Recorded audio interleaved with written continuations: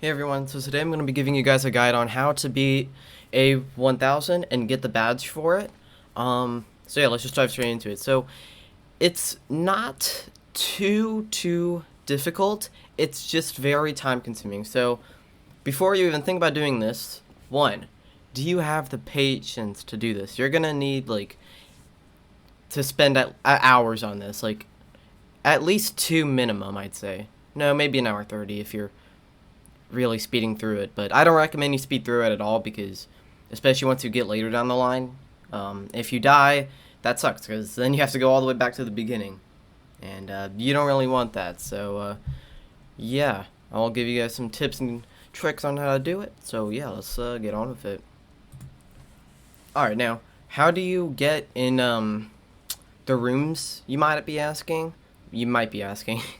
Well, pretty much, you need a skeleton key, which you're going to need 250 gold, so make sure you're collecting gold on the way to figure, which is at door 50, and then in door 52, you're going to want to buy the skeleton key.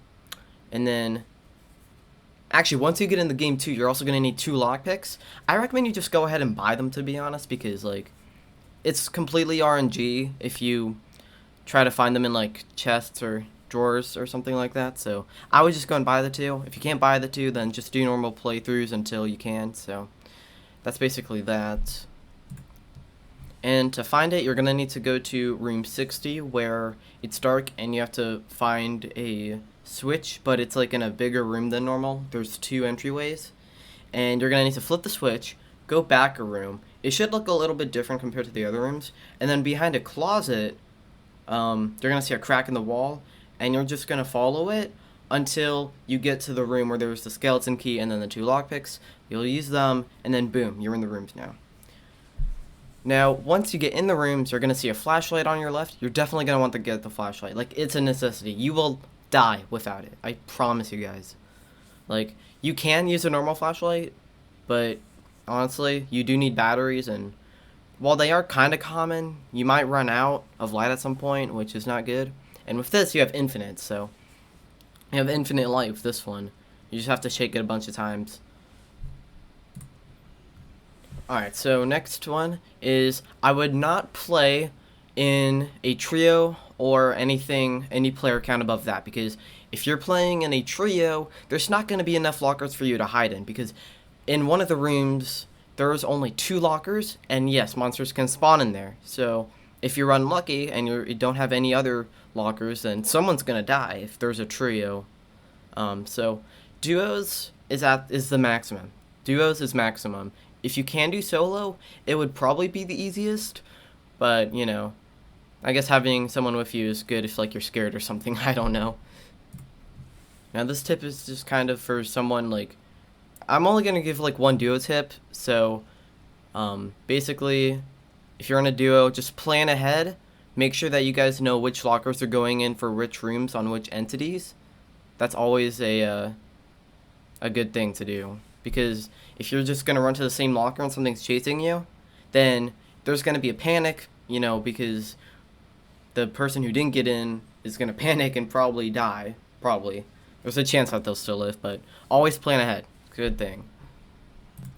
Now next, just for a fun little tip of advice, well, not really even advice, just like a little thing for all the content creators out there, since this is a long process, why not stream it, you know? You could always stream it, and you'll have viewers to talk to without listening, so that's always a good thing. Just like if you're hiding in lockers and you're just kind of waiting, you can look at chat every now and then, and pretty cool, so you can just do that as well. Alright, now for some tips on like the monster. So I'm gonna start off with A60. A60 is probably gonna be the least of your concerns.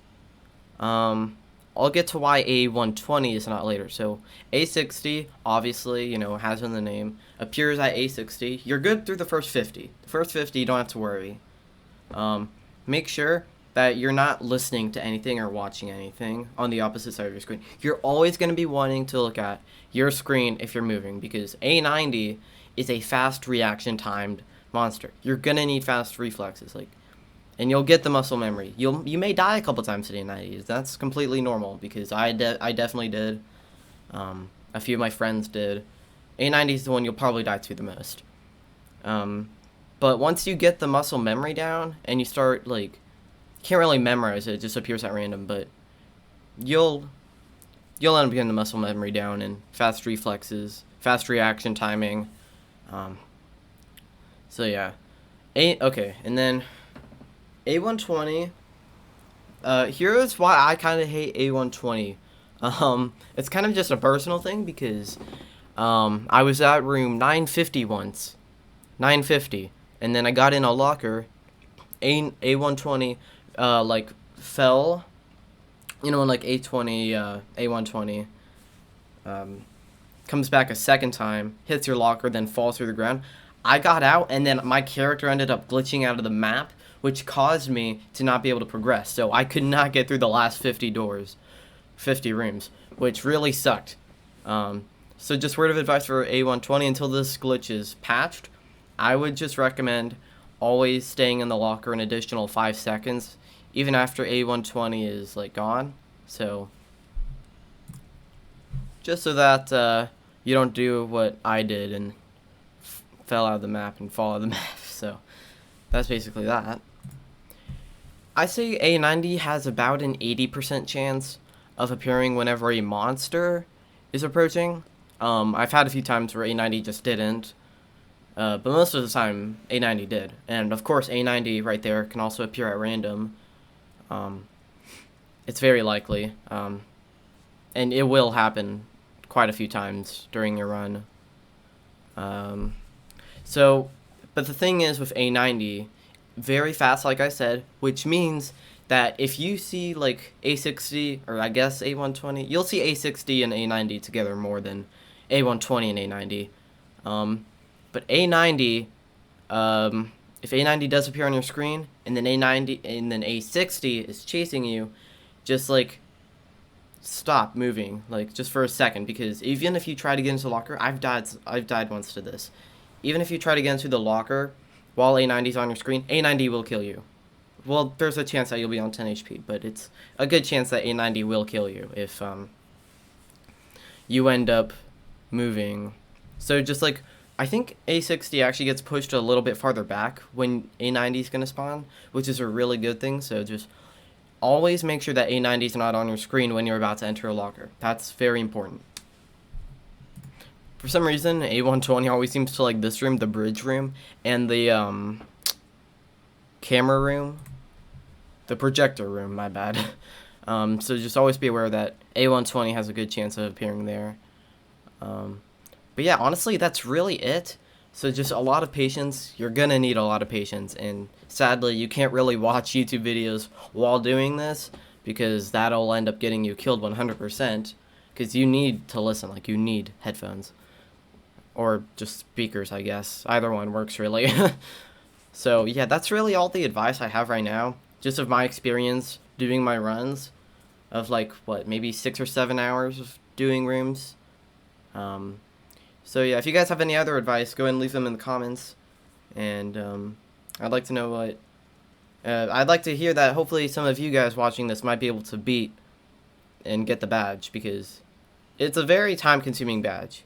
You just gotta learn the basics, and then you will have this down. So, thank you all for watching, and I'll see you guys in the next one. Peace.